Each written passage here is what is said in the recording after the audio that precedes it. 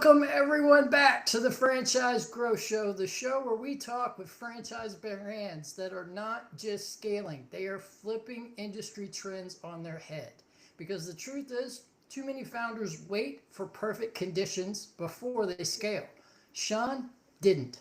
He turned a single van and a hardwood sander into Floor Crafters, a flooring brand that's now breaking $2 million in AUV.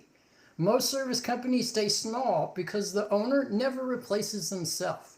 But Shaun built a mobile first model that removes the biggest bottlenecks, showrooms, heavy payroll, and bloated overhead. And the result is a franchise system with strong AUV and a sales process that closes nearly 4-to-1.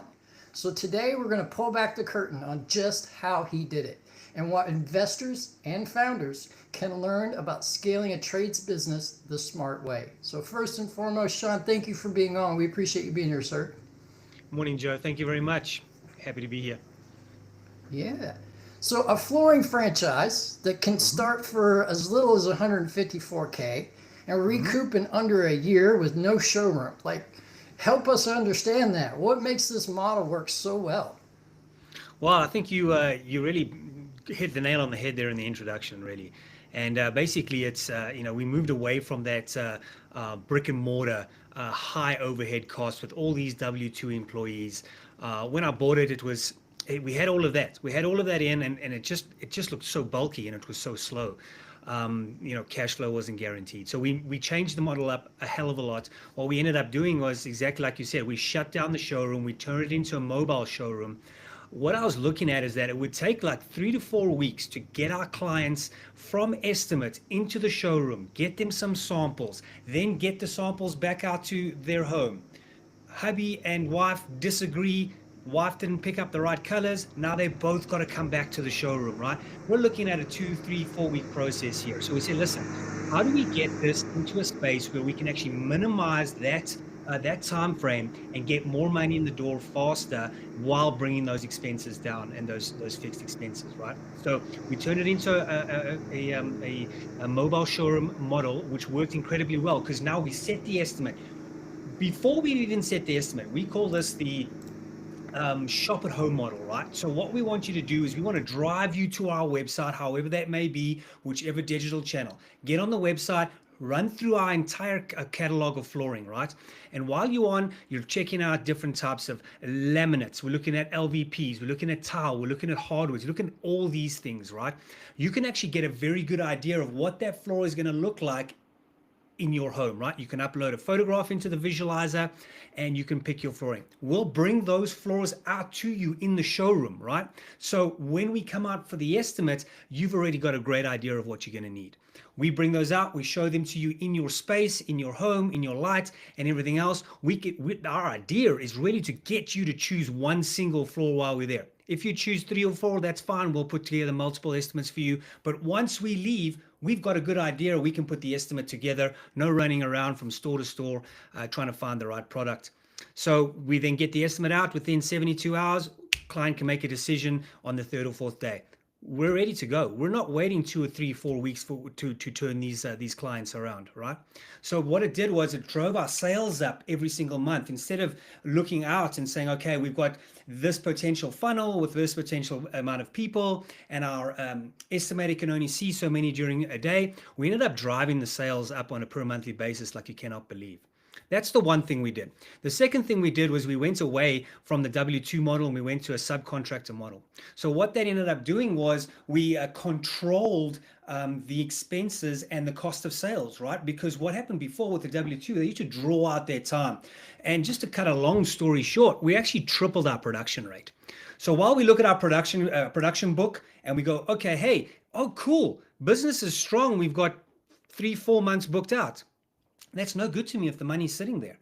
So that means at that point, I've got a low sales number, monthly sales number, and then the sales is out 3 months. I'm like, no ways. I want to get that sales number up in the month, and I want to get that cash in. So we tripled our production rate by going to 1099. A lot of our guys that work for us were quite happy to do that because they can make a lot more money and they have a lot more freedom. The third thing we did, which was quite phenomenal, is that we actually, instead of just being a hardwood flooring company, we became multifaceted. So a specialist flooring company. So it doesn't matter whether you want carpet or tile or laminate, we did it all. We'll do rubber, we'll do caulk, do turf that you see in the gyms. We'll do it all as long as we can find a subcontractor that has a good enough skill set and can meet our quality standards. We'll put it in for you. So now let's take the current clients that we've got. All right, we're going into Joey Bag of Donuts. Joey wants to do his hardwood again. Estimator comes across, talks about tile, talks about carpet. Oh, you know what? I need new carpet down in my basement. Let's head down there. Guy does a measurement, speaks about tile. You know what? My wife wants to, I don't know if we're going to do this now, but why don't you give me a quote to redo the master bathroom, right? Cool. Now, when we close the bill, it goes from $3,500 average, which is what we were doing in the first few years, to a $15,000 average, because we've hit it so hard because we're selling multiple products to the exact same clients. So we saw that success, start about 5 or 6 years ago, and it was something that I thought to myself. I said, okay, cool. Now, do I expand by putting more vans on the road, going into Colorado a lot more, maybe, opening branches in Texas, Denver, Fort Worth? I thought, no, let's rather look at the franchise model and see what's out there and see what type of competition it is like. America's very big on franchising. So got educated about it, did a year-long course on how to be the right franchise or CEO, built the brand out from start to finish. And at the time, COVID actually came down and obviously stopped the world completely. So I kind of put it on the back burner. And at that point, residential died completely because no one was allowed to talk to each other. You weren't allowed in anyone's home, blah, blah, blah. So we tackled the commercial market at that point, keep the business going and see what happened. This is the fourth thing that we did. So we ended up not only doing residential, we ended up dabbling in the commercial. Since then, obviously, we've perfected the commercial model and how to get those jobs and how to locate them and how to price them and everything else. And that drove our business, north of $3 million. When I bought it, we were doing, 1.2, 1.250. So, almost doubled that revenue, in spaces between COVID and everything else. So, just doing those four things. The commercial is great because, you make your money, make really good margins on your residential. All right. It's your foundation. It's your bread and butter. It's your, Mrs. Homeowner. We drive a lot of those leads for the clients for the residential. But the next thing is that, okay, let's hit the commercial. Let's see if we can secure some of these and add that margin on top of everything that we're doing already. And that just drives the sales through the roof. It adds the money, it adds the pennies on top of each other. And what's really nice about them is that we're doing jobs, north of 150 grand. The one that we did last year, $750,000, redoing a senior center. So the options are really endless when you look at the commercial side if you've got that built-in foundation. I love that. And there's so many correlations to what you just described in my past background in landscaping. There's a lot of similarities there. Residential is your bread and butter, but they're obviously much lower ticket and much higher churn as a result. You get a commercial client, you might have 10 to 100 times the value, and it's substantially more recurring. So it's a model that I say kudos to you for recognizing, especially during the COVID time period, being able to make that pivot as the world was going through all of that, yeah. Right? And being able to not only get through it, but thrive through it. That's amazing. You mentioned the mobile design showroom. That is really one of the core concepts, in my opinion, of your brand. Yeah. So I would love if you could give more color to that. Like, why did you decide for it? You mentioned that a little bit already, but go further if you don't mind on what it is, what it looks like, and kind of what a day in the life inside of a mobile design showroom would look like. Yeah, 100%. So, during the COVID times, my landlord came to me and said, hey, I'm going to double your rent because I want to sell the building, smash the cap rate up and get in. And I'm like, you know what? I was planning to do this franchise thing before COVID hit. You've just pushed my hand across the table and said, let's go. So I said to him, not signing the new lease. I went out and I bought a Sprinter van. They were at a great price at that point because COVID had everything down. Bought a Sprinter van and we built a version 1. We're now on version 3 of the van. We no longer buy the Mercedes Sprinter. We do it in a Ram 1500. So we buy American. We got a dealership in Wyoming that we deal through, and they give us a great price, and our franchisees a great price. Our factory in Wyoming then picks it up, and then it take it to the factory, and we build out this entire inside of this mobile showroom. Now, there are other mobile flooring showrooms out there. One of them is very, very successful. They've been around for north of 20 years. What I decided to do is, because it's the pinnacle of my brand, the talisman, it's what the whole brand is actually built around. We went a little bit further, and we designed this thing like a gorgeous kitchen, right? It has high-end cabinetry inside. It's all knock-proof. It's going to last longer than 10 years. It's just come out, when you can actually take the client into the van if you wanted to. We don't do that a lot, but it's so sexy that you can take pictures, you can take clients in there, you can find everything you need, and it really makes the brand more attractive, because it's not just this van where stuff is just thrown into in a metal rack and you're trying to find stuff and all the rest. All our sample boards are custom made, floor crafters sample boards, so they have, we don't bring in any of our own product, but we do tie in with all the major brands, and they support us remarkably, and we build out all our own sample boards to put in the van. Again, north of 300 colors in carpets, laminates, luxury vinyl, and of course hardwood, which is what the most of the country is after. So very customized, very sexy, very efficient as well. It works really, really well. It's got lighting, it's got flooring on the floor, so it really looks good, and it plays the part of the brand where we're a middle of the road brand, and all our pricing will be very market related. But when we arrive, you're impressed, right? You're impressed from the van. You're impressed that everybody is in their apparel. They look good. They're presentable. And then you've got this mobile showroom where we've got all the colors and all the options and all the flooring that you need. And if you can't find an option in there, we can definitely find it somewhere else. But if we can't find it in the van, we sometimes can't help you because of the amount of options that are really in there. So yes, it's changed the whole game for us, to be really honest. No need for a mobile a brick and mortar showroom. It's just become irrelevant at that point. And also, what the thing is that these clients are like, okay, cool, I have to go to this showroom and then that showroom and then that showroom and find tile here and find carpet there and all the rest of it. We just bring it all to you. We can find a solution across the board, good, better, best strategy. So we've got the the entry level pricing for like house flippers and house renters, and investment properties, and then we've got stuff in the middle that is middle of the range, good pricing, and then you've got forever home stuff where we've got hardwood at $15 a square foot. So we've got everything in the van that can satisfy our customers across the country, and it doesn't matter what market you're in.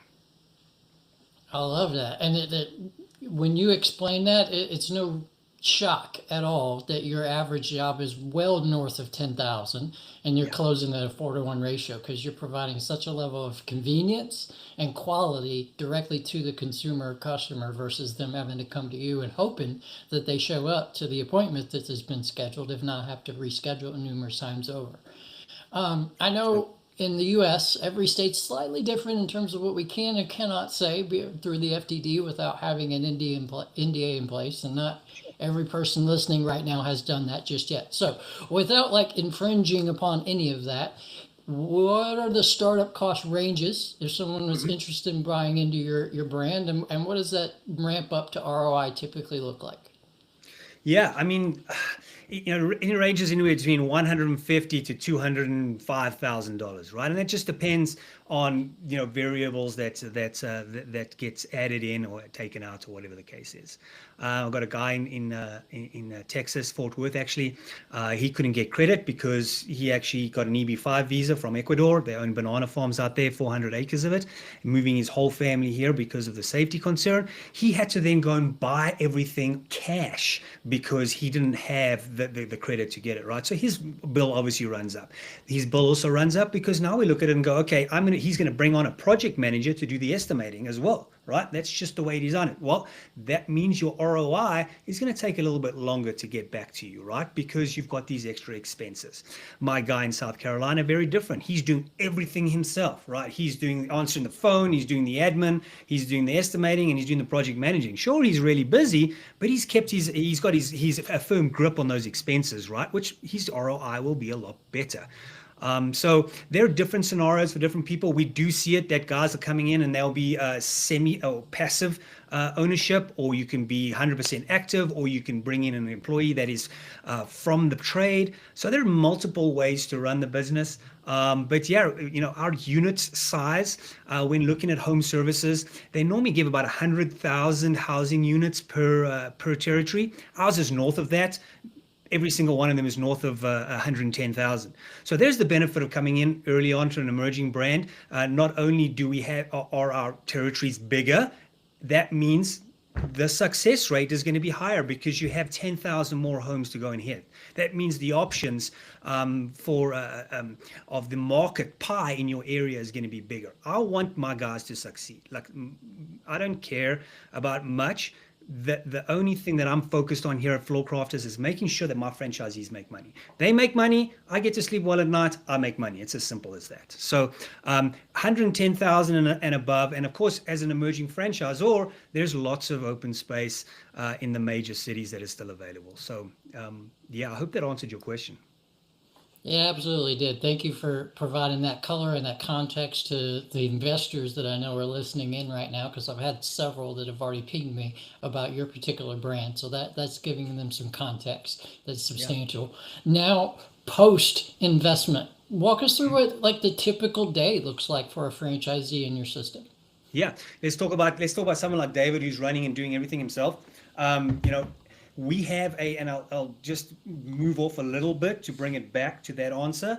So we have a digital marketing program here at Floor Crafters Franchise that we run that for the franchisee. So we take it off your plate. So that allows David not to worry about what's happening on Google, what's happening on Facebook, Angie, or whatever the rest is, right? We handle all of that for them, and we build the ads, we build the content. Just got another set of ads here from our video company today that we've pushed through to our agency. We control all of that. We drive those leads, those residential Mrs. Homeowner leads directly to our call center, right? So also takes that off your plate. Call center opens, say, hi, this is Floor Crafters South Charlotte. How are you doing? And how can we help you? I'm doing fine, thank you. My name is Joey Bag of Donuts. I'm looking to rip up all my carpet and replace this with laminate. All right, Joey. Well, where are you? Oh, I'm in Charlotte, North Carolina. That's perfect. We've got a franchisee out there. How about I've got estimates, available, 10, 12, and 2 o'clock tomorrow. Same on Thursday. Does that work for you? Yeah, I'll take 2 o'clock on Thursday, please. Not a problem. And we actually book those leads into the estimator franchisee's calendar so that they can then, okay, cool, my calendar is actually building up.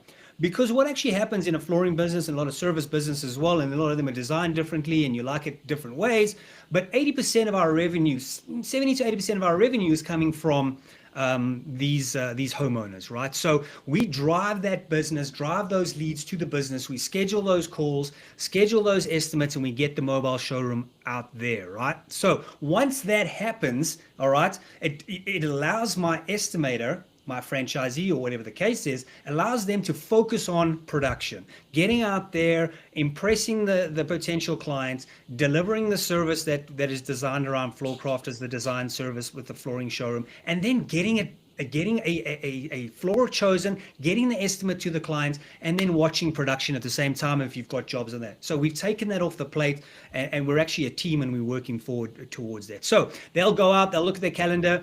24 hours before that, we like them to phone these potential estimates and say, hey, Joey, this is Shaun from Floor Crafters Boulder. I've got an estimate for you at 10 o'clock the next morning. Are we still on for that? If not, we leave a voice message, send an email, right? Check those in. Next morning, we go out and actually go and see these clients personally. We do take them through the design aspect of the showroom and show them potential flaws that they're looking for, and we solve that issue that they're looking for a solution for, right? And then once we get that, we then type up estimates, or we head off to the next estimate, right? That's one thing. The other thing that happens during the day, and obviously as production grows, you're at sites, you're dealing with clients, you're showing them that you're there, you're project managing, you're making sure that the quality's there, making sure your guys are dressed properly, there's no loud music, there's no they're just presented in a floor crafters way, and we like to say the world-class way that floor crafters presents itself, both in person and in the quality of the product, right? So you're managing products during the day as well. Now David's doing that full time. Dennis is not. He's running the business, answering the phone, dealing with the clients, maybe typing up estimates or whatever the case is, doing some on the commercial side. But his estimator is the one who's actually going out and actually going to see these clients and doing that in the day of a floor crafters owner. So that's the way that those two scenarios work for us. We do have Floor Crafters is all about making sure our franchisees succeed. So we have a full coaching and coaching business as well, where we coach our franchisees, whether it be mentally, whether it be physically, it doesn't matter. I'm here to get you to the goal, which is making money in your franchisee. We're here to make you money while you own it, so you can sell it on the back end. That's the whole point of buying an asset from us.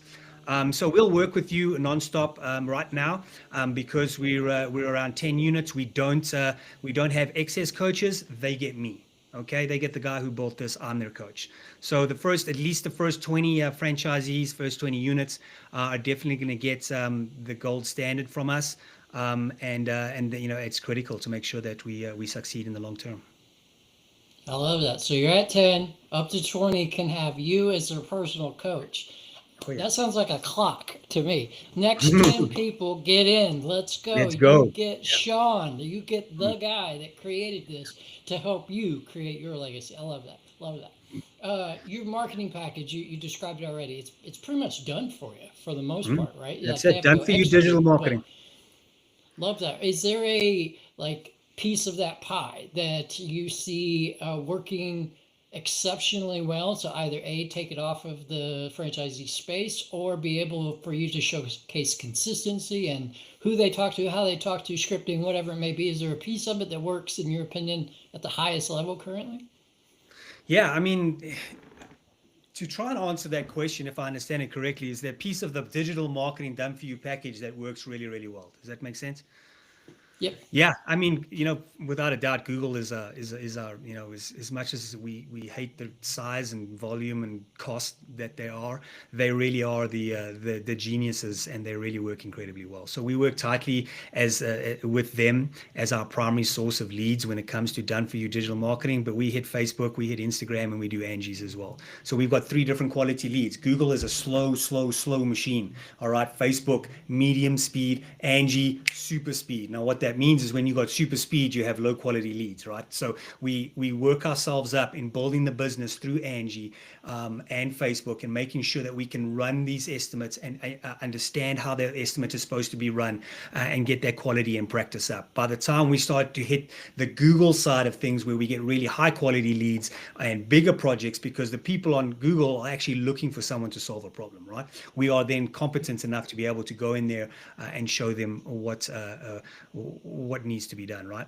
With that, we have a full digital operations manual, right? So obviously you come out here and you get trained, but we also have a digital operations manual that these guys can then go onto and actually have a look at and learn consistently and in depth, depending on how much effort it is. Now, we know the joke. Franchisees never look at their operations manual. We've made it super easy with a digital version, which allows them to, I get to share new documents that we get, and we've got a full, it's over 400 pages of stuff, which, honestly is very bulky. But you can just type in the search bar, whether it be the AI search bar, the normal search bar, you can type in whatever you want, estimation script, right? And the estimation script will come up, and you can teach yourself how to run an estimation script onto the telephone scripts, sales scripts, sales philosophy, all of these wonderful things. Now, on that system, we also have something called the fast track program, right? Which means when I sign you up as a franchisee, we open you up, we send you into Delight Tree, and we run through probably a 40-point process between the franchisee and ourselves in order to be able to open within 12 to 16 weeks, right? So everything gets checked off. Open a bank account, get an EIN, find an accountant, open up an LLC, and we go through each individual of these points: telephone numbers, computers, vans, all these things. And we go through these and we check and we make sure that everybody's following this process to make sure that we can open up on time and when we need to. I love that. So you're leveraging the kind of good, better, best model really when it comes to marketing and all those different platforms, but you're doing it in a scaling effect to create the opportunity for a new franchisee to scale up to be able to handle those high dollar amount commercial level sales. I love that. I love that. The scaling is very important because, and just to jump into that word that you pulled in, you might be asking this question next, but we scale from the first year. It's all Mrs. Homeowner, right? Digital leads.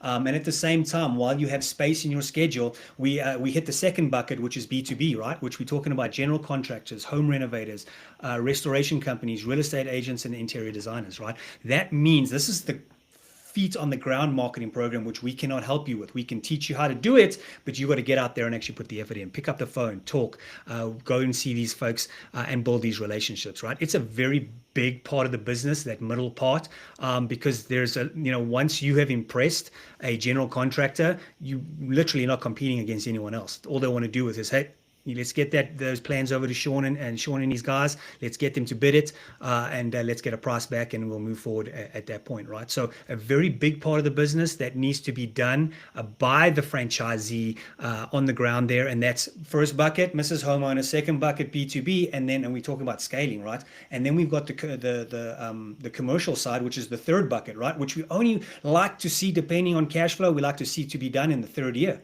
Why is that? Because we're funding the commercial project. Where with Mrs. Homeowner and B2B, they're all paying a 50% deposit, easing our cash flow, right? With the commercial, you have to actually fund that project until the first draw, which can be 60 days down the line. Yeah, I've been there, done that, know all about it, but I love the kind of methodology that you're applying. There's a method to execution and a method to get there, and you've obviously replicated that multiple times over, so you have a proof of concept as well. That's amazing. Obviously, today's day and age, tech is a big thing. So how, let me rephrase this. How does the virtual showroom or AR floor visualizer play into the sales process when the franchisee gets that lead and goes to that first appointment? Yeah, it shortens that. A lot of the times, husband and wives will walk into the showroom, the brick and mortar, and they have no idea what they're looking for. Right, so it really shortens down that time frame of, hey, what type of floor am I actually looking for? Do I want something furry? Do I want something hard? What is it that I need, and what does I want? So we try and get that out there. And as I say, shop at home model is the way that we really break it down, and we try and get them onto our website, get them onto our catalog, get them into the flooring visualizer, and actually get them to see that product in their home space before we even get out there, so that they have some sort of, do I want wood? Do I want laminate? Do I want LVP? Do I want carpet? And what color ranges am I in? In the flooring business, it's funny. People don't buy, BMWs and Toyotas and Hondas, right? They buy color. All right, and they buy price. They don't buy, oh, you know what? Anderson Tuftex is a top end brand. I really want to have them in my house, or Hallmark, or whatever it is, right? They don't care about that. They care about price, and they care about quality, and then they care about obviously color. That's what they really go for. I want this look. Give me this look. What have you got? So often we're matching. Here's a picture on Pinterest. Do you have something that looks like that? Of course we do. We always do. And if I don't know where it is, I'll find it. So, it's the flooring visualizer works incredibly well. The website catalog works incredibly well, which is why we always drive people to there. And again, it just shortens that process. It gets them what we're actually doing is building trust the entire time, right? From when they get driven there by some type of channel, then they're on the website, they're impressed completely about what's going on about there. We compete a lot against, what we call, from where we're from. It's called Bucky and Ladder Brigade, right? So the guys who have a truck, chuck in a truck is what we call it out here in Colorado. But we're competing against those guys as well. And we have to impress those clients. And while we might be slightly more expensive than the guys that have very little overhead, we want to make sure that they understand what they're getting when they pay that extra dollar a square foot or whatever the case is. So we're creating that trust and building that world-class impression from the website all the way through until we get there with the estimate, and obviously through production as well. That's amazing. Leveraging tech, speeding up the sales process, putting some ownership to a degree on the client or the customer to help narrow in that, which speeds the speed to scale and speed to close. So that's just amazing that you've already kind of leveraged tech to be able to close that gap. Yeah. Obviously, you are creating a brand that is, in my personal opinion, on the verge of explosion. Flooring is a $70 billion industry or whatever. It's humongous, right? And you guys are, 10-ish franchisees currently with plans for a substantial amount of scale. What's the vision for the brand over, let's say, the next 3 to 5 years? Yeah, 3 to 5 years, I'd like to be closer to, north of 50 units. And really, getting into most states, registered in all 50 states, and at least have one in every state, right? And making sure that, like I say, 3 to 5, there's no good for me selling 50 to 100 and they're not open.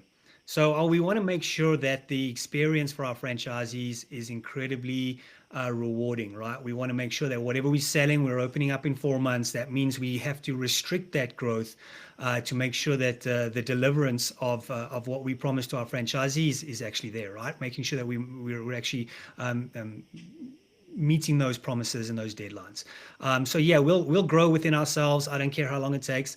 We want to make sure that our franchisees are successful. So yeah, north of 50 after 3 years, I'm quite happy with. And we'll drive it for the next 3 to 5. We'll drive it north of 100, of course. I love that. Recapping some of the stuff, because I'm just a numbers guy. 209,000 or south is your investment level. Mm-hmm. You got the capability to get return on investment as quick as a couple of years. You have the ability to get open in 12 to 16 weeks. You got exceptionally high margins. You're obviously an emerging brand, so therefore there's plenty of territory availability, especially in major markets where this can be leveraged at a high level. You got a scaling impacting effect for marketing that allows them to learn on the go, going from residential to kind of that commercial B2B, to B2B, and then eventually to commercial, so they can scale up their average unit volume, their margins, and do so in a methodology that you already have a proof of concept. This has been fire in terms of explanation of your brand. Like, there's so many correlations to my past. I think we could talk forever on it. Yeah. If you don't mind, I'd love to pivot slightly and just ask you more of an open-ended question, because you created a franchise brand, and there is pieces of the audience that listens in that are interested in possibly doing that with their existing company. So if you don't mind sharing maybe a lesson that you learned during that process, of something maybe you had to learn the hard way, or something you wish you knew back then or what you know now, that could help somebody who's potentially going to create a franchise brand and follow in your footsteps. What should they avoid? Yeah, so I think it takes a little bit of experience to find the things you need to avoid. In other words, you have to kick your toe a couple of times before you realize that the coffee table is actually there. And I think one of the things that we should worry about and be concerned about is folks out there that are looking to jump on the bandwagon, ride the coattails of your business, whether it be a single unit and you're looking to franchise, or you're an emerging brand that is currently franchising and are trying to get to that hockey stick stage. Just be concerned about those folks that are out there that want to ride those coattails. Read every line of every document that you want to sign. Be careful of those guys who want to say, hey, I'll be your consultant, but I want X amount of money from the equity, and then they don't do anything for your brand. Right? They just sit there and say, well, hey, you're not doing anything. Well, yeah, too bad. You signed the deal. Let's get on with it, right? So be very careful about those folks who pitch to you about, hey, we're an FSO, or we're going to help you with sales or development, and then get you to sign this deal and you sign away equity. And then all of a sudden you're sitting there going, what are, what are these people actually doing? They're not doing a lot. So, very important to make sure that you're aware of, it's the same thing when we go down to Mexico, right? People told us when we go down there, don't make eye contact when you walk out the airport. They're going to try and sell you some type of timeshare. Don't go to the free 2 hour sitting because they're going to try and sell you something, right? And this is the exact same thing, right? Be very careful who you align yourself with, especially in deals that never go away. In other words, you can cancel them, but you still owe them stuff as you move forward. Be very careful with that. I've burnt my fingers a couple of times with that, and I'd love to have avoided that. So if I can pass that on to the new people that are looking to franchise, it's a great way to build your business. It's a lot better. It's not easy. It's all hard work, but it's very rewarding at the end of the day. So that's what we're looking to achieve on this side. Amazing. Thank you for sharing that with our audience, Shaun. If someone's interested in potentially investing in your brand, how should they get into contact with you and your team? Yeah, I mean, we're on Facebook or on Instagram. We've got a website, floorcraftersfranchise.com. Yeah, you can find us there. You can find me on LinkedIn as well. Floorcrafters Franchise headquarters is on LinkedIn too. So you can find me, Shaun Bezuidenhout, on LinkedIn, and you can send me a direct message. You can give us a call directly from the website. I pick up the phone. So we're all good to go. That's how they get hold of me. Love that. I love it. And then we will make sure that all those different links are included. So scroll down. If you're watching this particular video, it'll have all the links to everything that he just referenced. So you can reach out to Shaun and his team. Feel free to DM me as well. I'll be happy to make an introduction and help you isolate this is the brand that is best for you and what you're looking to achieve within your lifestyle. Because here's the catch. Scaling a trades business isn't about adding more trucks necessarily. It's about installing a repeatable system that prints value with or without you in the room. And Shaun built that. Floor Crafters has turned craftsmanship into a scalable asset, and that's a real blueprint. So if you're ready to turn your revenue into transferable value, not just necessarily more work, this conversation is a great place to start. Shaun, thank you so much for being on, sharing your story and Floor Crafters with our audience. I sincerely appreciate you, sir. Thank you very much, Joe. I appreciate your time. Thank you for having me. Of course. Thank you, everyone. Have a great and fantastic rest of your day, and we will see you on the next episode of the Franchise Growth Show. Thanks, everyone.